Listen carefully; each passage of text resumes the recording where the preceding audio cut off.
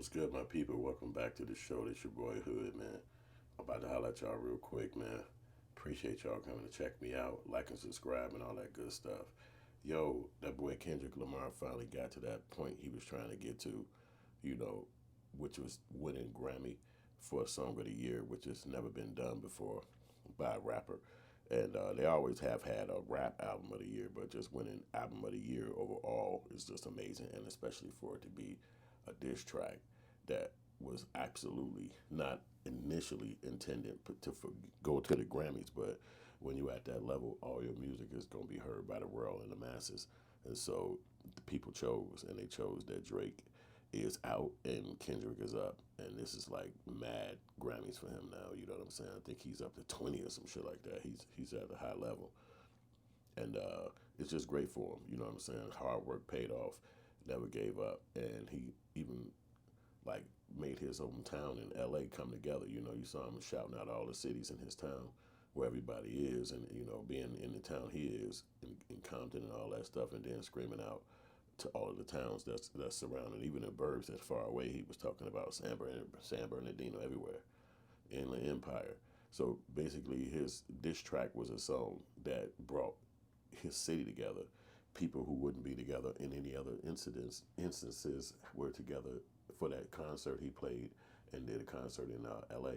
And it was really dope for him. You know what I'm saying? So it's just good to see that the Grammys is finally getting it right and acknowledging young artists and not trying to make all these artists get overstepped by some white group that you really don't really hear the songs, that you're not really a fan of those particular musicians, but they the ones who win over the rap artists who we all were in love with and following their movement and rocking with their music.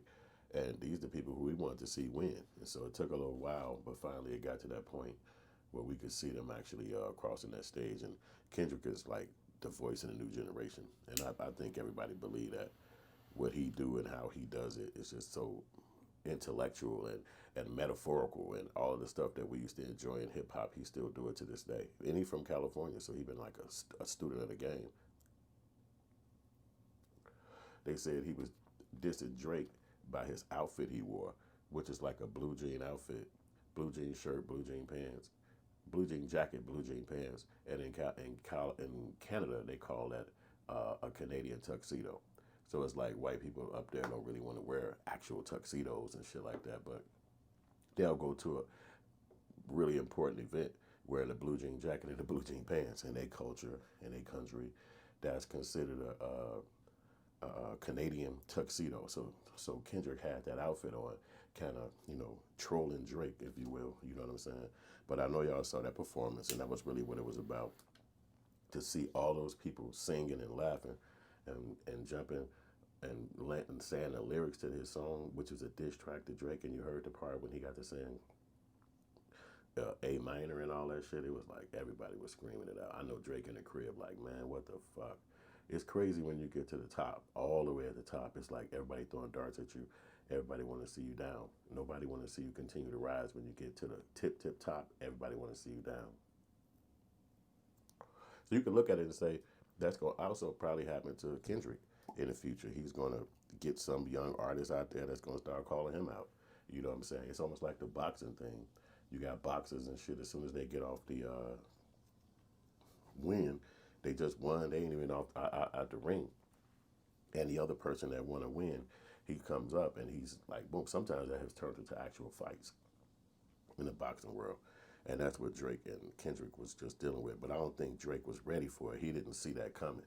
He didn't know that it's going to be this level of vitriol towards him coming from Kendrick.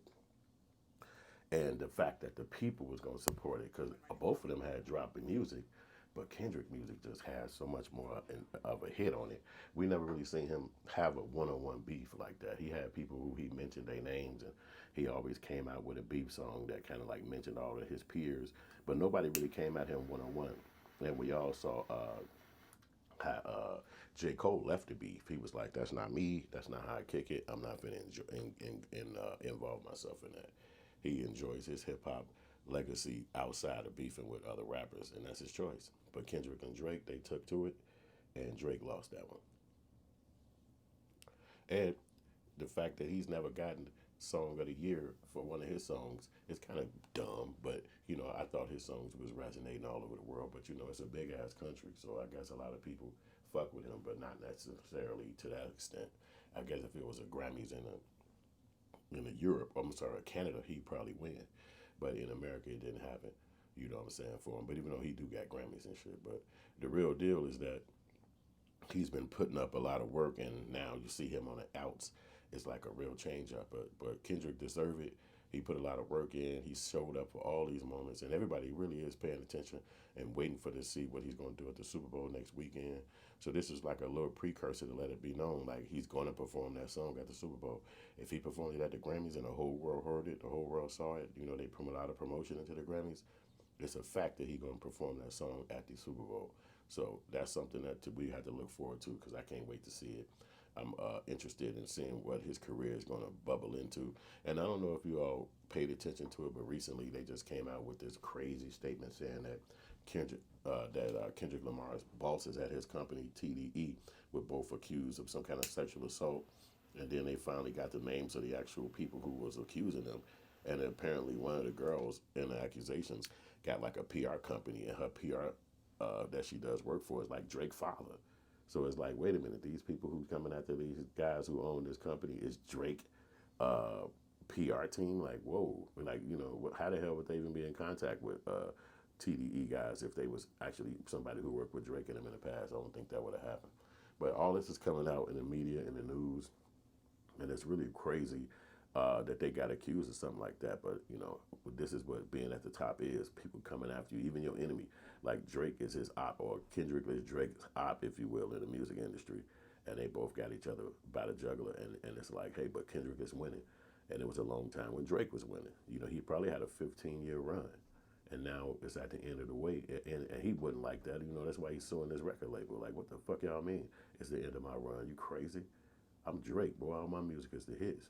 But the younger generation take over in everything. It's just how it is. It's not even a diss. It's not even like they don't like you. It's just the times. They might have more energy. They might have more connection to the youth. They might have more connection to the people. So we see Drake's demise and his desperation and him suing the record label and all that stuff that's never been in the hip hop industry. We watching him go under, and that's just the game. But I'm happy for Kendrick. I'm glad that he did what he did. He unified his city. There's a lot of gang banging in that town.